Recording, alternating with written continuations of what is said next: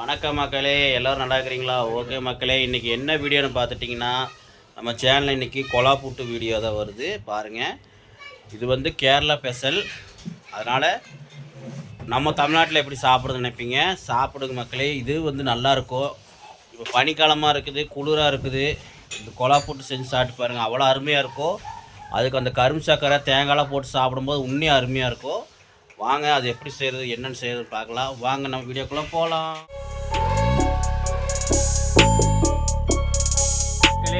பாருங்க, இது வந்து பச்சரிசி மாவு. கொலா புட்டு செய்யறதுக்கு முக்கியமான பொருள் பச்சரிசி தான். பாருங்க, இது வந்து முதல்ல நீங்கள் அரிசி வந்து நல்லா கழுவி வெயிலில் காய போட்டுருங்க. நல்லா வெயிலில் காய போட்டு நல்லா காஞ்சதுக்கப்புறம் அதை எடுத்துகிட்டு போய் நீங்கள் கடையில் கொடுத்து அரைச்சிக்குங்க. இந்த மாதிரி நைஸாக அரைச்சிக்குங்க. இங்கே பாருங்கள், பார்த்தீங்களா? நல்லா பவுடர் மாதிரி நல்லா அரைச்சிக்குங்க. ரொம்ப நைஸாக அடிக்க வேண்டாம். ஓரளவுனா இந்த மாதிரி குறுனையும் அரைச்சி கொடுப்பாங்க. லைட்டாக 100% நைஸாக அரைச்சி கொடுத்துருவாங்க.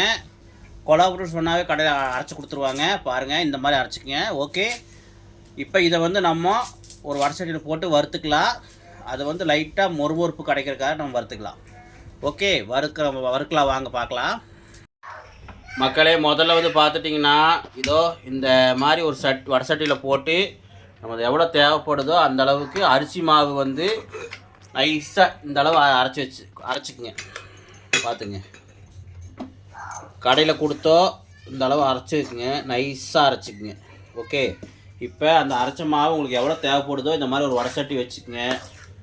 ஒரு காலியான வடசட்டி வச்சு அதில் லைட்டாக தீ சன்னமாக வச்சு லைட்டாக சூடு பண்ணிக்கோங்க. ஏன்னா அப்போ தான் வந்து மொறுமொறுப்பு கிடைக்கும். ஓகே, எண்ணெய் ஊற்றாமல் அப்படியே வறுக்கணும். நல்லா மணம் வர வரலையும் வறுத்துக்கோங்க. ரொம்ப கருக விடாமல் மணம் வர வரலையும் சாப்பிட்றது. மக்களே, எண்ணெய் ஊற்றாமல் வறுத்துக்குங்க. நல்லா மணம் வர மாதிரி நல்லா வறுத்துக்குங்க. ஓகே, நல்லா வறுத்ததுக்கப்புறம் நம்ம அதை எடுத்துகிட்டு உங்களுக்கு காட்டுறேன் வறுத்ததுக்கப்புறம். மக்களே, உங்களுக்கு கொலா புட்டுக்கு தேவையான தேங்காவை இந்த மாதிரி நல்லா திருகி வச்சுக்கோங்க. பாருங்கள், உங்களுக்கு கொலா புட்டுக்கு எவ்வளோ தேவைப்படுமோ அந்த தேங்காயை வந்து நீங்கள் இந்த மாதிரி திருகி வச்சுக்கோங்க. கரும்பு சர்க்கரை கூட வாங்கிக்கலாம் தொட்டுக்கிறதுக்கு. கரும்பு சர்க்கரை இல்லைன்னா நம்ம வீட்டில் இருக்கிற சர்க்கரையை போட்டுக்கலாம். கரும்பு சர்க்கரை சாப்பிட்டீங்கன்னா ரொம்ப நல்லது. முடிஞ்ச அளவு கரும்பு சர்க்கரையை யூஸ் பண்ணுங்க. ஓகே, பாருங்கள், தேங்காய் திருவிக்கலாம். இந்த மாதிரி திருகி பூவாட்ட திருவி வச்சுக்கோங்க. அப்போ தான் கொலா புட்டுக்குள்ளே போட்டு சாப்பிடும்போது அவ்வளோ டேஸ்ட்டாக இருக்கும். ஓகே மக்களே, வாங்க இப்போ நம்ம கொலா புட்டு எப்படி செய்யலான்னு பார்க்கலாம். வாங்க, இந்த மாதிரி ஒரு சொம்பில் வந்து ஒரு அரை சொம்பு தண்ணியில் நம்ம தேவையான அளவு உப்பு போட்டு, மாவுக்கு தேவையான அளவு உப்பு போட்டு கலந்துக்குங்க. அதுக்கப்புறம் அந்த மாவில் ஊற்றிக்கலாம். அப்போ தான் மாவில் உப்பு வந்து நல்லா பிடிக்கும். பாருங்கள், இப்போ அந்த மாவில் வந்து நம்ம அந்த தண்ணியை ஊற்றிக்கலாம். பாருங்கள், மாவு இப்போ எப்படி கலக்கிறேன்னு பாருங்கள். இப்படி தான் மாவு கலக்கணும். பாருங்கள், நம்மளுக்கு சாதாரண பச்சையும் ஊற்றிக்கலாம். அதில் உப்பு கொஞ்சம் போட்டு கலந்துக்குங்க. அப்போ நம்ம அந்த உப்பு தண்ணி எடுத்து ஊற்றும் போது மாவு நல்லா மிக்ஸ் ஆகும். பாருங்கள், இந்த மாதிரி நல்லா கலந்துக்குங்க.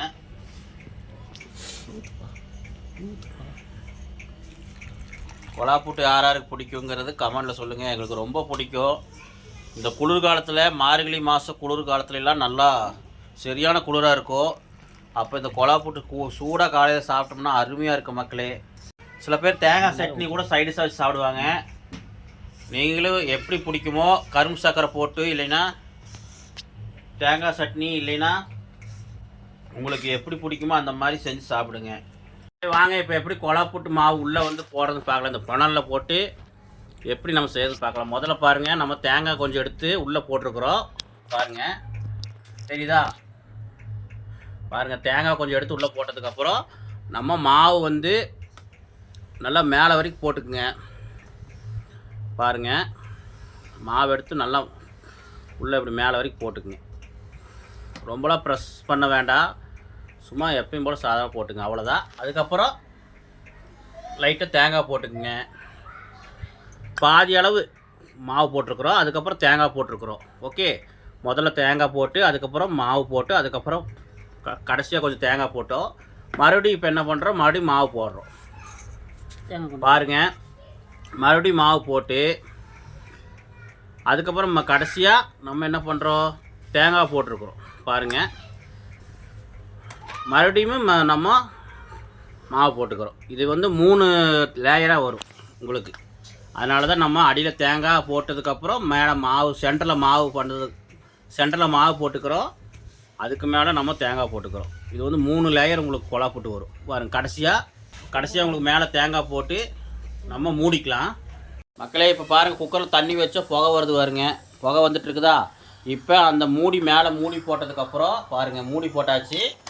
இப்போ அந்த அடியில் ஹோல்ஸ் இருக்குது பாருங்கள், இந்த தெரியுது பாருங்கள், அடியில் ஹோல்ஸ் வருதா? அந்த ஹோல்ஸ் எடுத்து அந்த குக்கர் மேலே விசில் போடுறோம்லங்க, அந்த டூப்பில் வந்து சொருகி வச்சு நம்ம விட்டுறணும்.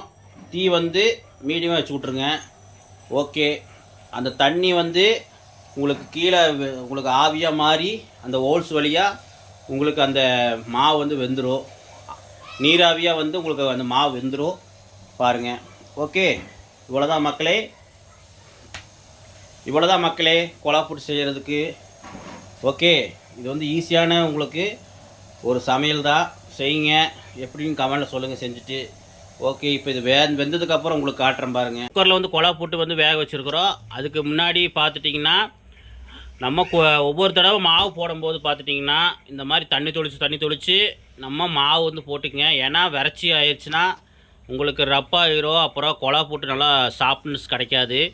அதனால் நீங்கள் மாவு போடும்போது ஒவ்வொரு தடவை மாவு போடும்போது லைட்டாக தண்ணி தொளித்து இப்படி உதிரி விட்டதுக்கப்புறம் போடுங்க.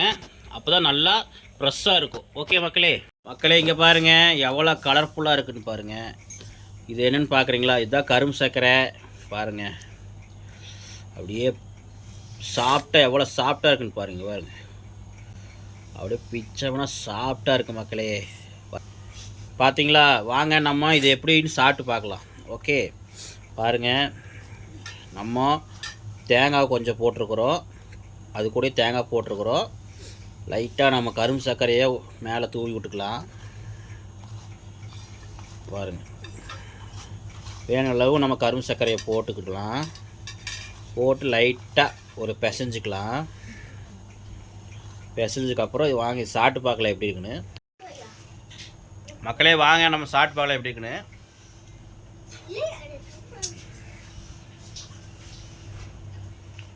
சூடாக நல்லா இதமாக இருக்குது, குளிருக்கு நல்லா இதமாக இருக்குது. பாருங்கள் மக்களே, எவ்வளோ சாப்பிட்டுன்னு காட்டுறேன் பாருங்கள். இங்கே பாருங்கள், சரியான சாப்பிட்டு மக்களே. அப்படியே சொல்ல முடியல. நீங்கள் இந்த மாதிரி செஞ்சு சாப்பிட்டீங்கன்னா தெரியும் அந்த டேஸ்ட். கொலா புட்டு சாப்பிட்றவங்களுக்கு தெரியும், கொலா புட்டு பிடிச்சவங்களுக்கு தெரியும் எவ்வளோ டேஸ்ட்டாக இருக்குன்னு. ஓகே மக்களே, அவங்களுக்கு தான் தெரியும் எப்படி பிடிக்கும், எப்படி இருக்குன்னு. நீங்களும் இதே மாதிரி செஞ்சு சாப்பிட்டு பார்த்து சொல்லுங்கள்.